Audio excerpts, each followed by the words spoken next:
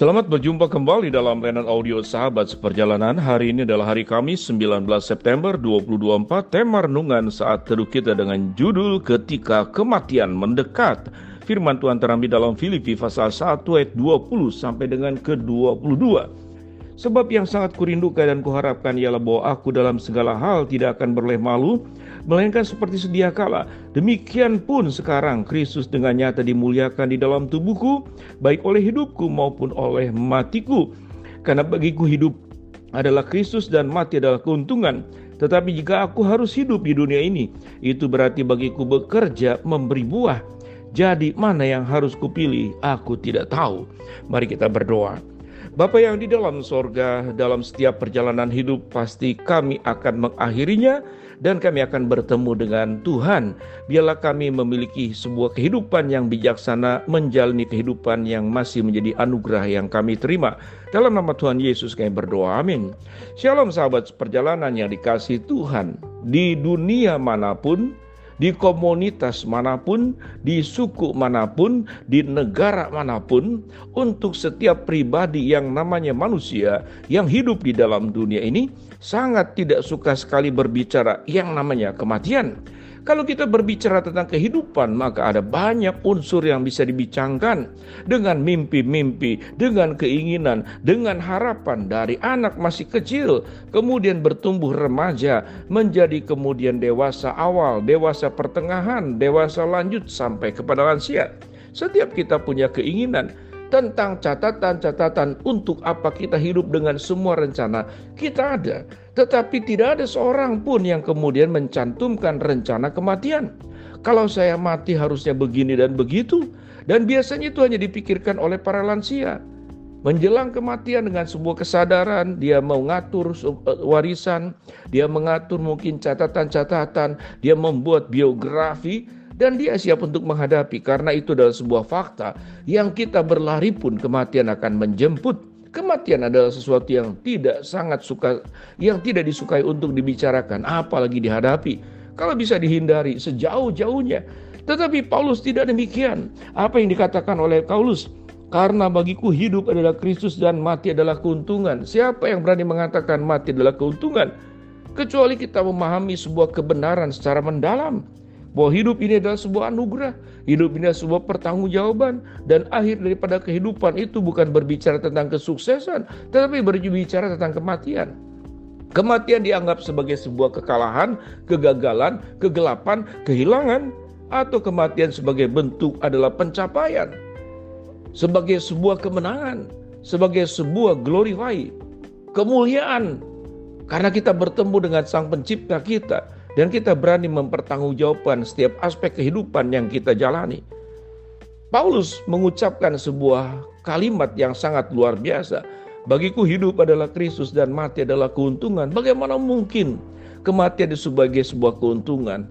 Mari kita akan belajar bagaimana sebagian orang menganggap kematian itu adalah sebuah kerugian. Dan sebagian orang menganggap kematian itu adalah sebuah keuntungan. Maka perspektif yang terbaik adalah kita tahu dengan jelas bahwa ada kehidupan setelah kematian. Dan kalau kita mengingat bahwa ada kehidupan setelah kematian, sesungguhnya manusia tidak mengalami kematian. Tapi kehidupan yang berpindah. Kehidupan yang di dalam dunia yang sementara ini kepada kehidupan yang kekal. Namun dalam perjalanan setelah melewati yang namanya pintu kematian dan kita akan menghadapi kehidupan. Di sana cuma ada 2 jalan, bukan 3 jalan, bukan 4 jalan. Dan di dalam Injil Matius dikatakan jalan yang sempit dan jalan yang lebar. Jalan yang sempit menuju kepada kekekalan dan kehidupan, jalan yang lebar menuju kepada kebinasaan. Kalau lebar berbicara tentang mudah, kalau lebar berarti mencari jalan yang kita suka. Sementara jalan yang sempit adalah jalan yang susah. Dan jalan yang sempit bukan yang kita suka, tetapi yang Tuhan izinkan untuk kita lewati. Dalam artian yang lebih mendalam sahabat seperjalanan. Seseorang yang menjadi kehidupan secara benar, menjadi orang benar itu sulit, sempit, susah, dan berat. Tetapi akhirnya itu menuju kepada sebuah kehidupan, menuju kepada sebuah kemenangan. Tetapi jalan yang lebar itu mudah, disukai oleh semua orang. Mayoritas orang menjalaninya. Apa yang dimaksud dengan jalan yang lebar? Yaitu jalan yang sesuai dengan maunya kita, melakukan semua keinginan-keinginan kita, segala cara kita lakukan, pusat orientasinya adalah diriku. Tetapi orang yang jalan sempit adalah pusat orientasinya adalah kebenaran. Dan pusat orientasinya berfokus kepada Allah. Maka ada dua bagian yang berbeda.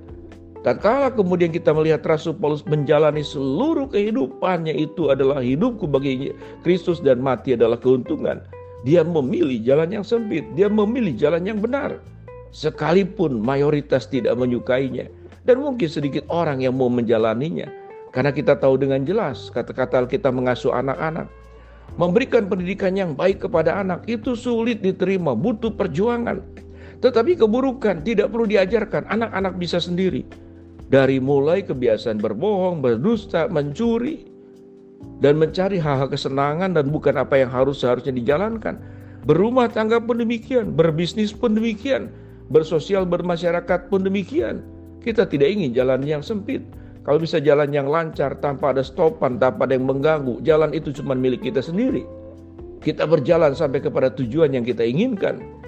Biarlah kita saat ini sahabat seperjalanan sebagaimana yang firman Tuhan katakan. Sebab yang sangat kurindukan dan kuharapkan bahwa aku dalam segala hal tidak beroleh malu, melainkan seperti sedia kala. Demikian sekarang, karena Kristus dengan nyata dimuliakan di dalam tubuhku, baik oleh hidupku maupun oleh matiku. Kalau kita membawa Kristus dalam hidup kita dan Tuhan dimuliakan lewat hidup kita, maka kita sedang berada di jalan yang sempit. Sedikit orang yang mau memilikinya. Namun kehidupan yang benar itu adalah kehidupan yang memberkati. Kita diberkati Allah dan kehidupan kita pun akan memberkati orang banyak. Tatkala seseorang itu hidup dalam kebenaran, dia memiliki harta tidak hanya melulu untuk disimpan untuk dirinya sendiri. Dia berbagi, dia memberikan kehidupan, dia memberi harapan. Tatkala kita punya karunia, punya pendidikan, punya posisi, punya kuasa, tidak dipakai untuk diri sendiri. Tapi bagaimana dengan posisi, dengan kuasa, dengan status yang kita miliki, itu membawa kebaikan, membawa keindahan kepada orang banyak. Yang firman Tuhan katakan, yang tertekan itu diangkat, yang tertunduk itu ditegakkan, yang hilang itu dicari, yang kurang itu diberkati, dicukupkan.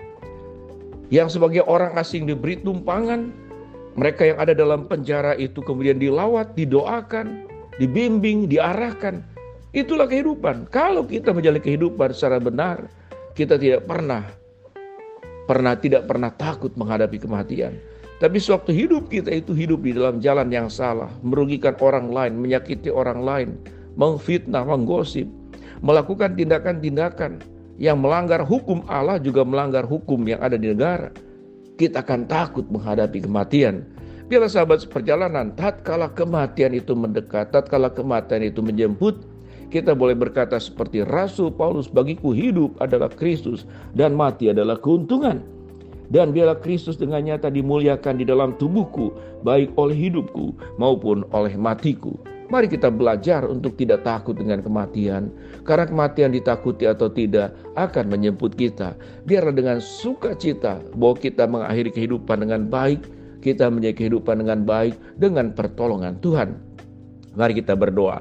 Bapa dalam surga, terima kasih buat kebenaran firman Allah yang sudah kami pelajari. Hamba-Mu berdoa buat sahabat seperjalanan yang sakit, Tuhan jamah sembuhkan. Sahabat seperjalanan yang sedang menghadapi masalah, Tuhan bukakan jalan. Sahabat seperjalanan yang sedang berdoa mengharapkan sesuatu, Tuhan kabulkan dengan cara dan waktunya Tuhan. Di dalam nama Tuhan Yesus kami berdoa. Shalom sahabat seperjalanan, biarlah oleh hidupku dan matiku Tuhan dimuliakan. Amin.